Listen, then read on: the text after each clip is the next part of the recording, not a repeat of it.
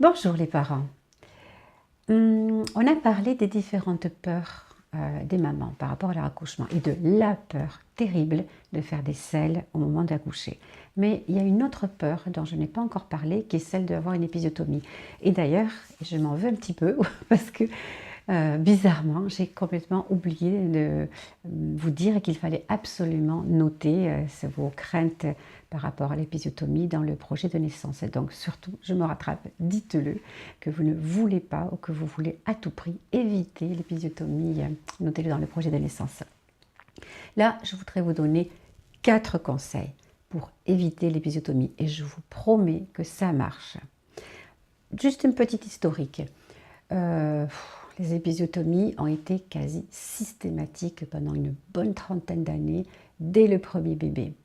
Alors, un peu moins pour le deuxième, troisième. Alors le premier, on n'y coupait pas, c'est le cas de le dire. Oui, bon, pas vraiment, on coupait en réalité, systématiquement pour le premier bébé. Voilà. Puis depuis les années 95, on a commencé à revoir un petit peu les choses et à se rendre compte que l'épisiotomie préventive ne servait à rien et n'apportait aucune amélioration. Voilà, donc on a commencé à diminuer. La France fait quand même encore 20 à 30% d'épisiotomie. C'est beaucoup mieux que certains autres pays, mais c'est beaucoup moins bien que la Suède. Les pays du Nord sont assez costauds, bien au-dessus de nous en obstétrique. La Suède qui ne fait que 9,7%, je crois, d'épisiotomie. Bon, voilà, juste pour que vous sachiez un petit peu. Il y a un médecin, vous l'avez très certainement vu parce que si vous regardez cette vidéo, vous regardez les maternelles, c'est sûr. Je ne sais pas quand c'est passé, quand est passée cette vidéo, le docteur Gonzague Mellerio, je crois, qui lui, est un vrai militant contre l'épisiotomie et depuis une bonne dizaine d'années, il prépare les mamans ou il aide les mamans avec notre personnel médical, paramédical, et à les préparer de façon à éviter l'épisiotomie. Et il utilise, et je pense il fait partie de ceux qui ont vulgarisé cette méthode, il utilise la méthode Epino. C'est formidable cette méthode. Je ne la connaissais pas spécialement, je l'ai découverte il n'y a pas si longtemps que ça et je n'ai pas eu le bonheur de pouvoir l'utiliser pendant ma pratique. Alors j'utilisais d'autres moyens pour essayer d'éviter au moment d'avoir une épisiotomie, mais franchement cette méthode-là m'a épatée. Alors très vite, qu'est-ce que c'est? La méthode Epino, Epi-No, c'est un petit ballonnet que vous allez introduire dans votre vagin et que vous allez gonfler vous-même manuellement avec une petite poire. Ce ballon va gonfler tout doucement et au fil de votre pratique, au fil des semaines et des mois, le docteur Gonzague Mellerio propose de commencer dès 3 mois et demi. Moi, je trouve ça un petit peu tôt. Parce qu'ils pensent que les femmes étant un petit peu paresseuses, elles vont traîner un peu pour l'utilisation. Moi, je ne crois pas. Les femmes motivées par rapport à l'épisio, croyez-moi, à mon avis, elles vont savoir utiliser et mettre en place rapidement. Donc, à mon avis, fin du deuxième trimestre, c'est-à-dire à partir de 6-7 mois de grossesse, ça serait l'idéal à ce moment-là. Donc, ce ballon, vous allez progressivement le gonfler, très doucement, à votre rythme, en fonction de votre ressenti. Et petit à petit, il va atteindre le volume exactement le volume de la tête d'un bébé, puisque vous aurez un petit carton avec les différentes tailles et vous allez pouvoir voir où vous en êtes. C'est génial. Ça veut dire qu'au début, déjà, pour celles qui ne connaissent pas leur périnée, quand vous allez gonfler le ballonnet tout doucement, vous allez sentir quand vous contractez votre vagin, une résistance. Vous prenez conscience de votre périnée et de ses possibilités de contraction. Le but étant qu'il soit relâché progressivement en gonflant le ballonnet. Vous allez demander à votre périnée d'accepter la présence de ce ballon qui se gonfle, qui plus tard correspondra à la tête de votre bébé, plus tard au moment de l'accouchement. Et donc, en s'y habituant, de se laisser distendre. Le but, c'est d'apprendre au tissu à se laisser distendre sans résister. Et puis, lorsque vous arrivez sur les dernières séances où vous obtenez la taille d'un bébé, vous allez apprendre, moi je vous conseille vivement d'apprendre ça avec une sage-femme, parlez-lui-en, elle sera certainement au courant, on connaîtra la méthode, vous allez apprendre à laisser sortir ce ballon sans difficulté.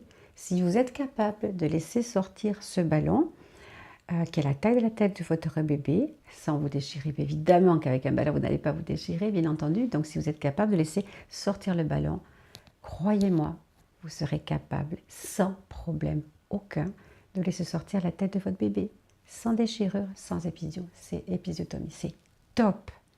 Et là, je vais vous dire que votre esprit sera libre au moment de la pousser. Entre le fait de savoir que vous n'allez pas faire caca et le fait de savoir que vous êtes capable de laisser sortir le ballon, donc la tête de votre bébé, sans résistance, c'est génial.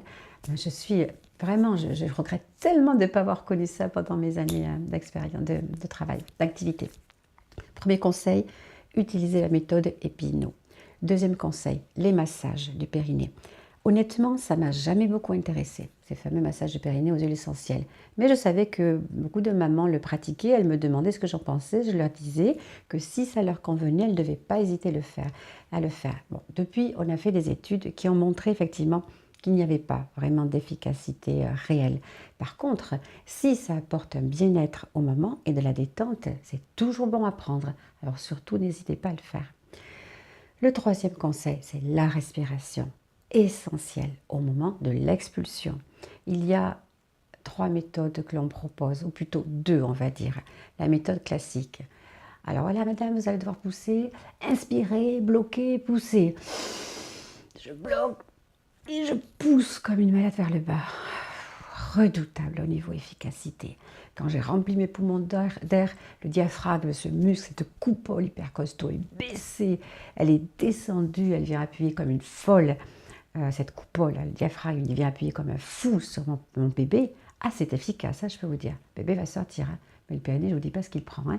Et c'est quelques jours plus tard, voilà, ce ne sera pas top.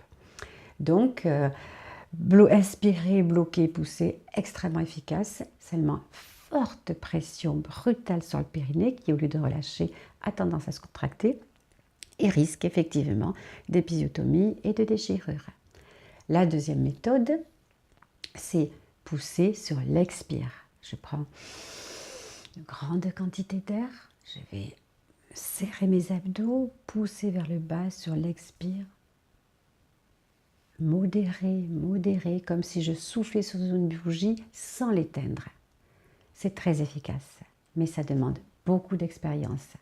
Il faudrait que vous ayez pratiqué longtemps avec votre sage-femme, dans les séances de yoga, en piscine. Vraiment, ça demande une longue préparation. Impeccable pour les filles qui en ont l'habitude. Pour celles qui vont devoir improviser, pour un premier bébé, moi je dirais pratiquement pas réalisable. Alors, et je ne dois pas être la seule, je vous proposerai un combiné des deux. Ça, il me semble que c'est tout à fait réalisable. C'est-à-dire, je prends une grosse inspire, je bloque, je pousse vers le bas, vraiment je bloque. Je ne laisse pas sortir de l'air, juste pour amorcer la descente de mon bébé. Hein, l'efficacité, le diaphragme, on l'a dit, hop, il va commencer à descendre immédiatement. Je vais faire des petites bouffées d'expire. Voilà ce que ça va donner. Je suis en train de pousser, respiration bloquée. Et puis je vais faire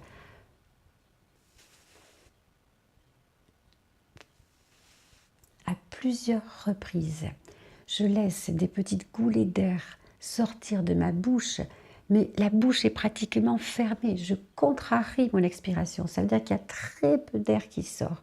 Ce peu d'air qui sort suffit à faire remonter mon diaphragme, donc à diminuer la pression sur les organes du petit bassin par rapport aux futures descentes d'organes, diminuer la pression sur mon périnée et donc diminuer les futures séquelles possibles. Mon périnée étant moins pressé, il a tendance à relâcher beaucoup plus facilement et je vais pouvoir laisser mon bébé descendre. Je crois, ça fait moins peur au personnel qui a l'habitude de vous demander de inspirer, bloquer, pousser. Ça passe beaucoup plus facilement. Vous faites l'inspiration bloquée au départ, puis vous-même, à votre rythme, vous introduisez des petites expirations sur 3-4 secondes. Vous bloquez de nouveau 3 ou 4 secondes d'expire. C'est beaucoup moins violent pour votre périnée, beaucoup plus efficace pour la sortie de bébé. Et puis, c'est plus facile à réaliser. Donc ça, c'était le troisième conseil. Et le quatrième conseil, ce sont les positions d'accouchement. La position classique d'accouchement, jambes sur les étriers, catastrophique. Vraiment catastrophique. La pression sur le périnée entre la fourchette vulvaire, c'est la petite pointe en bas et l'anus en dessous. C'est là que se font les déchirures ou les épisiotomies comme ça, en biais. La pression est formidable à ce moment-là, à cet endroit-là. Donc elle n'est pas bien, cette position, elle n'est pas adaptée. La position semi-assise est excellente. Pourtant, il y aura une pression en bas. Seulement, comme on prend ses jambes soi-même, hein, on prend ses cuisses et on ramène à nouveau largement les jambes contre son thorax, on a déjà largement ouvert le périnée, la pression est beaucoup moins importante et c'est une bonne position d'accouchement. La position sur le côté est parfaitement bien adaptée aussi, puisque la pression ne se fera pas directement sur cette zone fragile où se font les épisio et les déchirures, elle sera légèrement décalée, donc ouverture vraiment facilitée, et la position à quatre pattes aussi, pour les mêmes raisons. Alors comment savoir quelle est la position qui sera la mieux adaptée? En fonction de votre propre ressenti, de la position de bébé et de ce que vous conseillera votre sage-femme. Donc 4 conseils. La méthode Epinot, les massages du périnée, la respiration de l'expulsion et la position d'accouchement. Voilà les petites mamans, préparez-vous bien. À très bientôt pour la prochaine vidéo. N'oubliez pas de liker et de vous abonner éventuellement. Je vous dis à très vite. Au revoir.